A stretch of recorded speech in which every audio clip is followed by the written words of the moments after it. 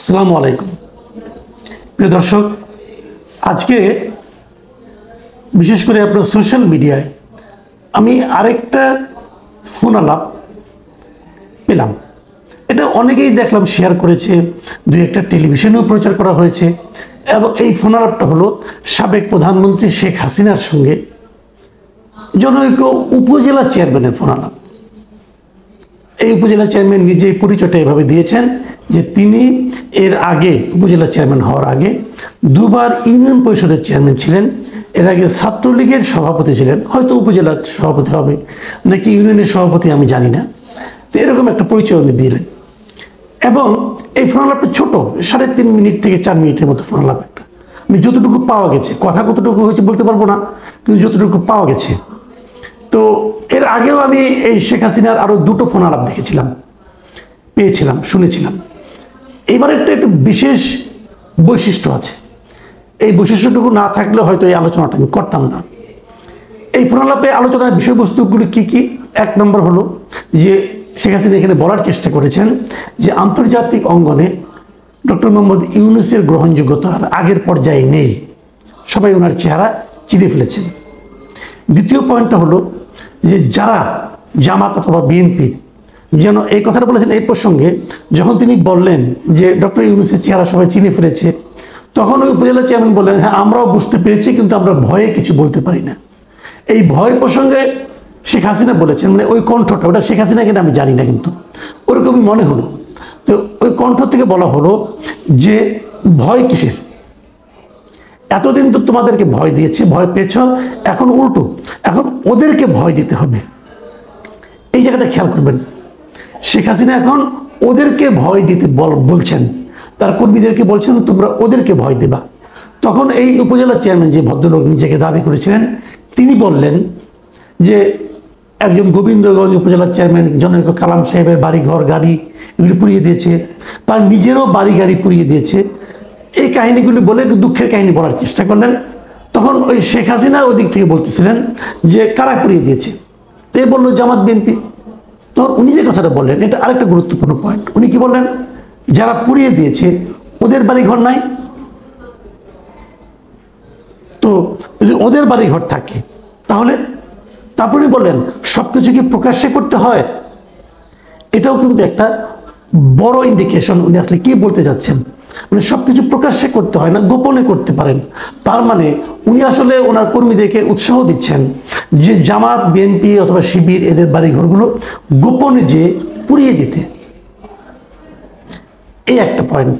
প্রথমে বললেন যে ওদেরকে এখন পাল্টা উল্টো ভয় দেখাতে হবে, দ্বিতীয়ত বললেন ওদের বাড়িঘর পুড়িয়ে দিতে হবে, এবং তারপর বললেন এগুলি কারা পোড়াতে এসেছিল তার হিসাব নাও, আমার বাড়িঘর যদি পড়ে ওদেরটাও পড়বে। আর ফিনিশিংয়ে যে কথাটা বললেন সেটা হলো যে ওনার নামে উনি বললেন যে আমার নামে 227টা মার্ডার কেস আছে, আমি তোমাদের বলছি তোমরা তালিকা করো। এখন উনি বলছেন যে এখন অন্তত 227 জনকে মারার লাইসেন্স পেয়ে গেছি। মানে ওনার বিরুদ্ধে যারা মার্ডার কেস করেছেন তাদেরকে উনি মারার লাইসেন্স পেয়ে গেছেন বলে ওই কণ্ঠ থেকে বলা হচ্ছে। আর এক মামলার যে শাস্তি 200 মামলার একই শাস্তি।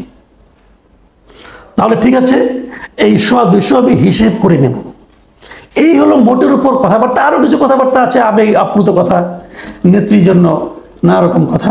আরেকটা কথা আছে, এই কথাটা আমার কাছে মানে পুরো আলোচনার মধ্যে খুব গুরুত্বপূর্ণ মনে হয়েছে। সেই জায়গাটা কি, এই উপজেলা চেয়ারম্যান যিনি, উনি ওনার নেত্রীকে বলছেন যে নেত্রী আপনি মাথা ঠান্ডা রাখেন। মানে নেত্রী কি ক্ষিপ্ত হয়ে গেছেন? নেত্রীর কি মাথা গরম হয়ে গেছে? হতে পারে, কিন্তু আমি যে কথাগুলি বলেছেন একজন সাবেক প্রধানমন্ত্রী যদি উনি হয়ে থাকেন, আমি প্রথমে বলে নেই আমি কিন্তু নিশ্চিত নই এটা শেখ হাসিনাই বলেছেন কিনা। এটা এমনও হতে পারে, আজকাল তো আর্টিফিশিয়াল ইন্টেলিজেন্সের মাধ্যমে অনেক কিছুই করা যায়, এটা এআই দ্বারা ক্রিয়েট করা কিনা আমি জানি না। কিন্তু যদি উনি বলে থাকেন, যদি এটা আসলে ওনারই কণ্ঠ হয়ে থাকে, তাহলে কিন্তু একটা ভয়ঙ্কর ব্যাপার। কারণ এটা আসলে এআই এর তৈরি নাকি শেখ হাসিনার নিজের মুখের কথা, এটা কিন্তু প্রমাণ হতে অনেক সময় লাগবে, অনেক পরে বোঝা যাবে।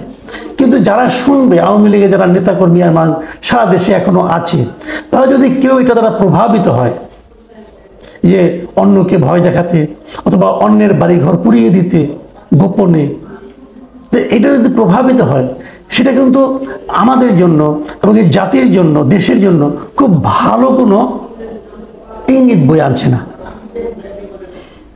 এখন যদি এটা না হয় ওনার কণ্ঠ, যদি এটা এআই দ্বারা ক্রিয়েটেড হয়ে থাকে, তাহলে সেক্ষেত্রে আমরা কিন্তু উদ্দেশ্যটা বুঝতে পারি। উদ্দেশ্যটা কি?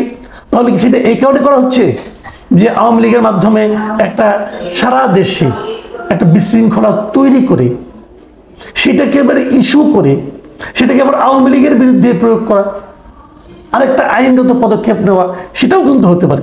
আমি সমস্ত অপশনে কিন্তু মাথায় রাখছি। একটা শব্দ শুনলাম আর আমি ধরে নিলাম এটাই শেখ হাসিনার বক্তব্য, এই জিনিসটা আমার কাছে আমি গ্রহণ করতে চাই না আপাতত। যদি আগামীতে প্রমাণ হয় তখন সেটা আমরা আলোচনা করতে পারবো। কিন্তু এখন আমি এটুকুই বলছি, যদি এটা শেখ হাসিনার আসলেই তার ফোন আলাপ হয়ে থাকে, তাহলে আমি বলবো উনি আসলেই পাগল হয়ে যাচ্ছেন। তাহলে আমি আওয়ামী লীগের লোকজনকে বলবো, আপনারা তো আগামীতে রাজনীতি করবেন, এই ভদ্রমহিলাকে, এই উন্মত্ত ভদ্রমহিলাকে ছাড়া চিন্তা করুন।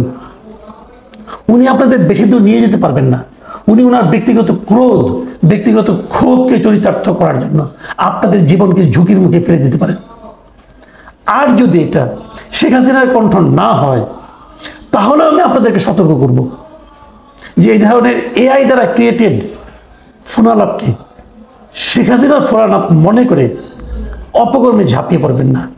একটা কথা মনে রাখবেন, আপনার দ্বারা যদি কোনো বেআইনি কাজ হয়, আপনার দ্বারা যদি কোনো প্রতিহিংসামূলক বেআইনি কাজ হয়, আপনি কিন্তু অমুকে আমাকে অর্ডার করেছে, অমুকে বলেছে, সেটা বলে কিন্তু আপনি পার পাবেন না। আর তারও চেয়ে বড় কথা, দেশের মধ্যে একটা অস্থিরতা তৈরি করার অধিকার অথবা সুযোগ কাউকে দেওয়া উচিত না। এবং পাশাপাশি আমি সরকারকে বলবো, এই অন্তর্বর্তীকালীন সরকারকে বলবো, একটা কথা মাথায় রাখবেন আপনারাও, যে আপনাদের কর্মকাণ্ড কিন্তু বিচার হচ্ছে। আপনাদের কর্মকাণ্ড কিন্তু প্রত্যেকটা মানুষ নিজের মতো করে বিচার বিশ্লেষণ করছে।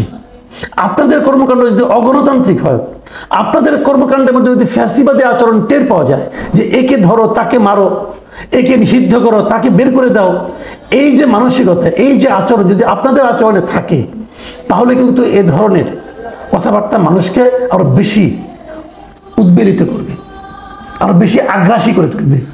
দেশটাকে আপনারা নিশ্চয়ই সেই একটা যুদ্ধাবস্থার মধ্যে নিয়ে যাবেন, এটা আমরা আশা করতে চাই না। প্রিয় দর্শক, আমার মনে হয় এই ঘটনা থেকে সবারই শিক্ষা নেওয়ার দরকার আছে। এখন এ পর্যন্তই।